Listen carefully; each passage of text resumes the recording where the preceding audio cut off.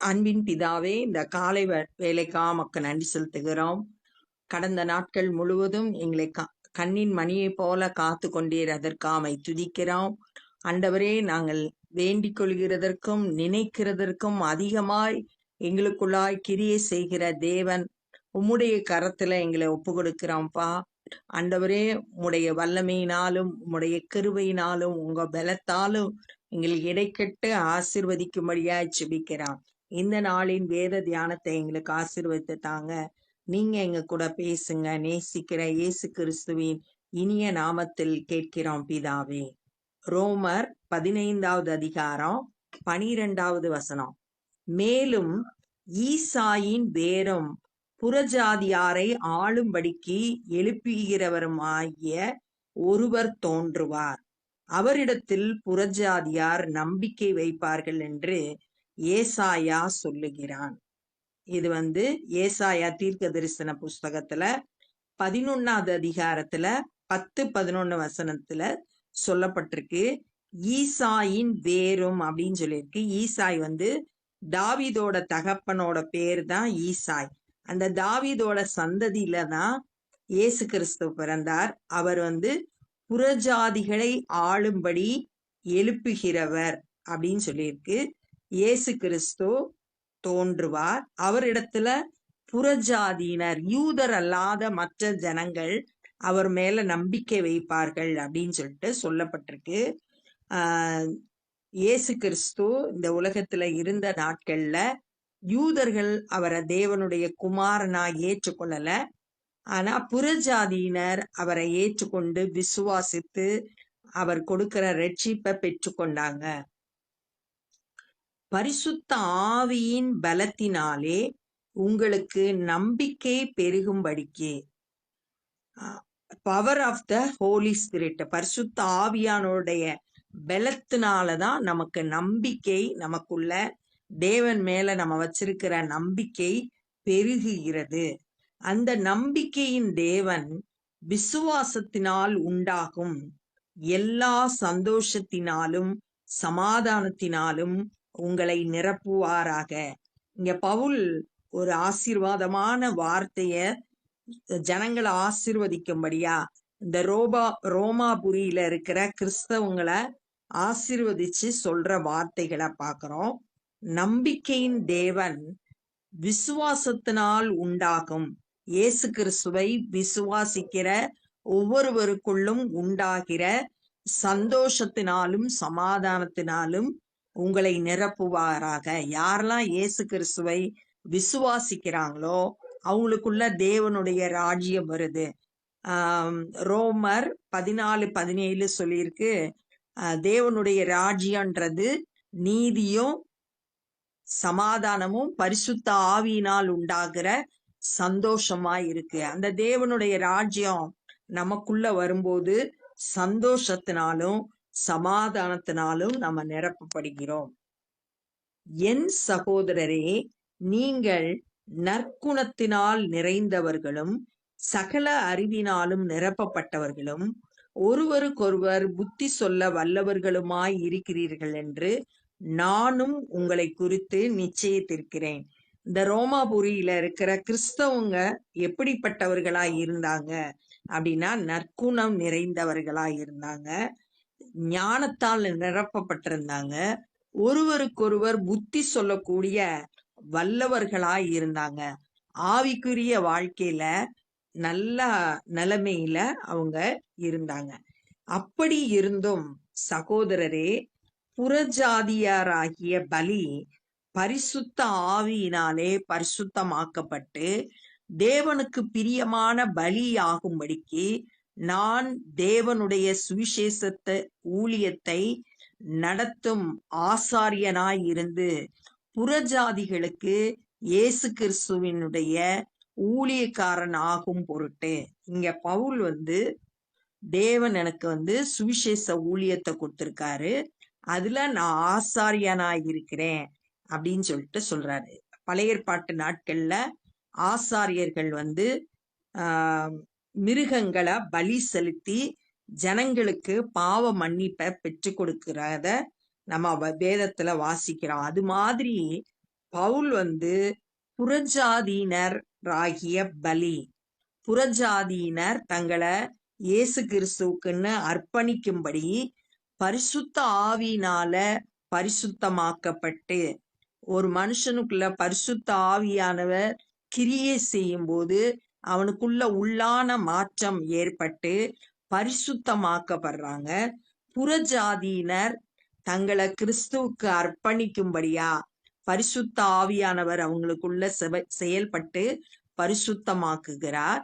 தேவனுக்கு பிரியமான பலி ஆகும்படிக்கு அந்த புறஜாதியினர் தங்களை ஒப்பு கொடுக்கும் போது அதை தேவன் பிரியமா ஏற்றுக்கொள்ளணும். அதற்காக அந்த சுவிசேஷ பணியை தன்னுடைய வார்த்தைகள் மூலம் பவுல் அவங்கள ஆயத்தப்படுத்துறாரு. தேவனுக்கு பிரியமானவர்களா அந்த புறஜாதியினரை ஆயத்தப்படுத்துறாரு. அதனால நான் ஆசாரியனா இருந்து அப்படின்னு சொல்றாரு. புறஜாதிகளுக்கு இயேசு கிறிஸ்துவனுடைய ஊழியக்காரன் ஆகும்படி அப்போஸ்தலர் 9வது அதிகாரம் 15வது வசனத்துல இயேசு கிறிஸ்து பவுல எதற்கென்று தெரிந்தெடுத்தேன் அப்படின்னு சொல்லும் போது புறஜாதிகளுக்கு சுவிசேஷம் அறிவிக்கும்படி தெரிந்து கொண்டேன் அப்படின்னு அங்க சொல்றத நம்ம வாசிக்கலாம். தேவன் எனக்கு அளித்த கிருபையினாலே உங்களுக்கு ஞாபகப்படுத்தும்படி இவைகளை நான் அதிக தைரியமாய் எழுதினேன்.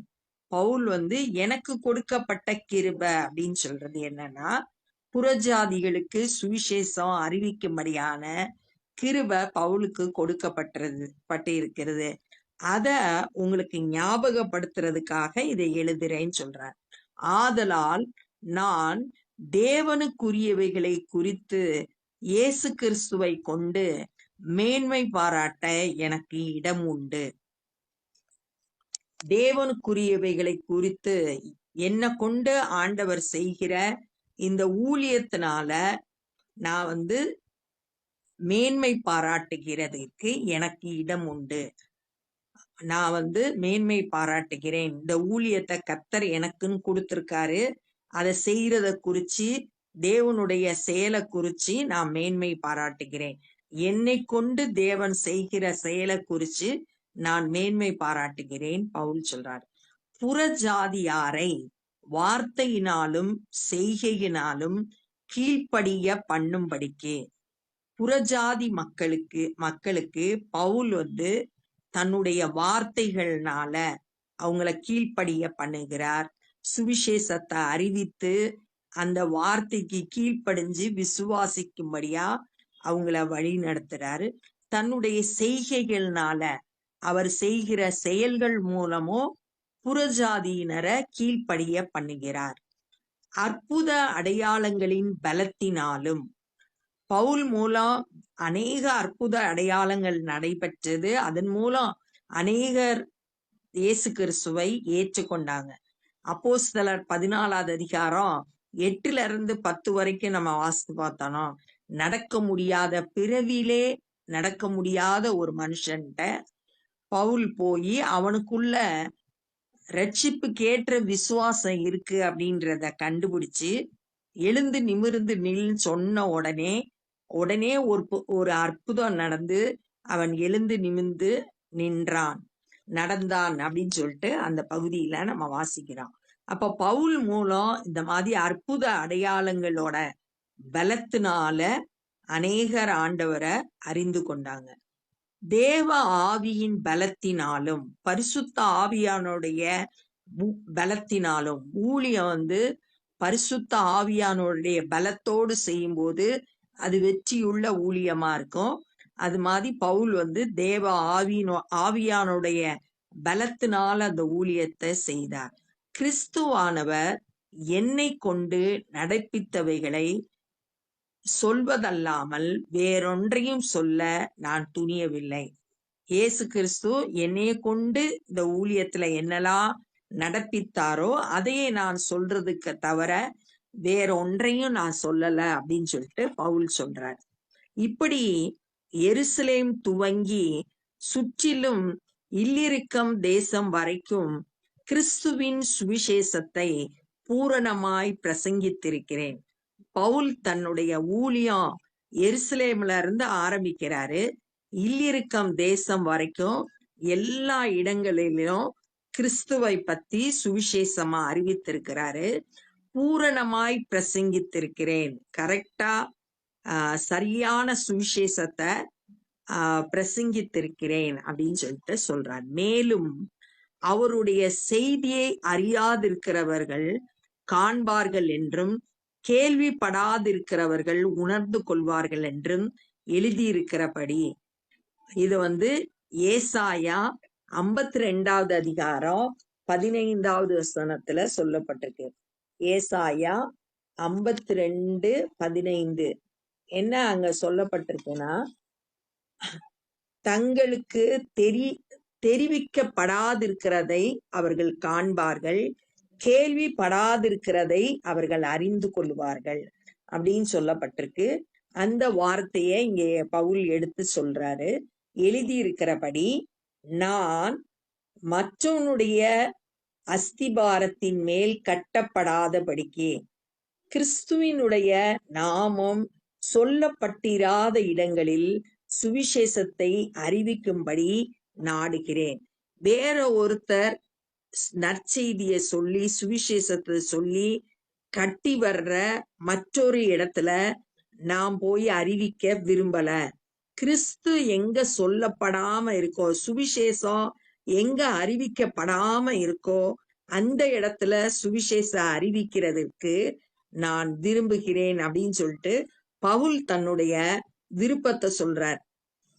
உங்களிடத்தில் வருவதற்கு இதனாலே அநேகம் தடைப்பட்டேன். ஏன்னா ரோமாபுரியில ஏற்கனவே சுவிசேஷ ஊழியம் நடந்து அநேகர் விசுவாசத்துக்குள்ள வந்துட்டாங்க. அதனாலதான் நான் உங்ககிட்ட வர்றதுக்கு அநேக முறை தடைப்பட்டு இருக்கேன் அப்படின்னு சொல்லிட்டு சொல்றத நம்ம இந்த நாள்ல தியானிச்சோம். அப்ப இந்த நாள்ல என்னெல்லாம் கற்றுக்கொண்டோம்னா, பரிசுத்த ஆவியானுடைய பலத்தினால நமக்குள்ள நம்பிக்கையை பெருக பண்ணுகிற தேவன் விசுவாசத்தினால உண்டாகிற சந்தோஷத்தினாலும் சமாதானத்தினாலும் உங்களை நிரப்புவாராக அப்படின்னு சொல்லிட்டு பவுல் வாழ்த்து சொல்றத பார்த்தோம். அந்த ரோமாபுரியில இருக்க விசுவாசிகள் நற்குணம் உள்ளவர்கள், அறிவினால நிரப்பப்பட்டவர்கள், ஒருவருக்கொருவர் புத்தி சொல்ல வல்லமை உள்ளவர்கள். அப்படிப்பட்டவங்ககிட்ட பவுல் என்ன சொல்றாருன்னா, புறஜாதியினர் பரிசுத்த ஆவியினால பரிசுத்தமாக்கப்பட்டு தேவனுக்கு பிரியமான பலி ஆகும்படிக்கு, தேவனுக்கு தங்களை முழுவதுமா அர்ப்பணிக்கும்படியாக நான் சுவிசேஷ ஊழியத்துக்கு ஆசாரியனா இருக்கிறேன். தேவன் எனக்கு இந்த கிருபைய கொடுத்திருக்கிறாரு. புறஜாதியினருக்கு சுவிசேஷம் அறிவிக்கும்படியான கிருபைய எனக்கு கொடுத்திருக்காரு. அதை குறிச்சு நான் மேன்மை பாராட்டுகிறேன் அப்படின்னு சொல்றாரு.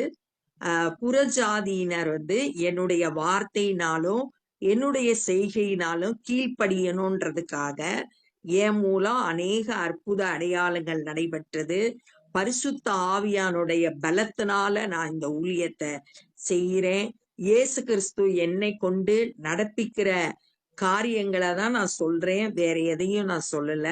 எருசலேம்ல இருந்து இல்லிரிக்கம் தேசம் வரைக்கும் நான் கிறிஸ்துவினுடைய சுவிசேஷத்தை பிரசங்கித்திருக்கிறேன். புறஜாதியினருக்கு இயேசு கிறிஸ்துவை சொல்லப்பட்டிராத இடங்கள்ல போய் சுவிசேஷம் அறிவிக்கிறதுக்கு நான் விரும்புகிறேன். ஆனா உங்ககிட்ட வர்றதுக்கு நீங்க ஏற்கனவே இயேசு கிறிஸ்துவை ஏற்றுக்கொண்டதுனால பல முறை தடைப்பட்டு இருந்திருக்கிறது அப்படின்னு சொல்லிட்டு பவுல் சொல்றத இந்த நாள்ல நம்ம கற்றுக்கொண்டோம். இப்ப நம்ம ஜெபம் பண்ண போறோம். அன்பின் பிதாவே, இந்த நாள்ல இந்த வேத பகுதியின் மூலம் நாங்க கற்றுக்கொண்ட நல்ல காரியங்களுக்காக உமக்கு நன்றி செலுத்துகிறோம். ஏசப்பா, சத்தியத்தை அறிந்து கொண்டதற்காய் ஸ்தோத்திரம். விசுவாசத்தினால எங்களுக்குள்ளாய் சந்தோஷத்தையும் சமாதானத்தையும் நீ தந்திருக்கிறீர். அதற்காக உமக்கு நன்றி செலுத்துகிறோம். ஆண்டவரே, அப்பா மை துதிக்கிறோம். நாங்களும் ஆண்டவரே நற்குணம் உள்ளவர்களாய், சகல அறிவினால் நிரப்பப்பட்டவர்களாய், மற்றவர்களுக்கு புத்தி சொல்லுகிறவர்களாய் காணப்பட கிருபை செய்ய. ஆண்டவரே, பவுலை போல சுவிசேஷம் அறிவிக்கப்படாத இடங்கள்ல சுவிசேஷம் அறிவிக்க எங்களுக்கு கிருபை செய்ய. நாங்களும் ஆண்டவரே உம்முடைய பணியிலே எங்களால் இயன்றதை செய்ய கர்த்தர் எங்களை பயன்படுத்தும்படியாய் ஜெபிக்கிறோம். ஆண்டவரே இந்த நாள்ல ஆண்டவரே சுவிசேஷ பணியை செய்கிற ஒவ்வொருவரையும் உடைய கரத்துல ஒப்பு கொடுக்கிறோம். பவுலை போல அற்புத அடையாளங்கள் மூலம் ஆண்டவரே உம்முடைய நாமத்தை மகிமைப்படுத்த ஒவ்வொருவருக்கும் கிருபை தாங்க.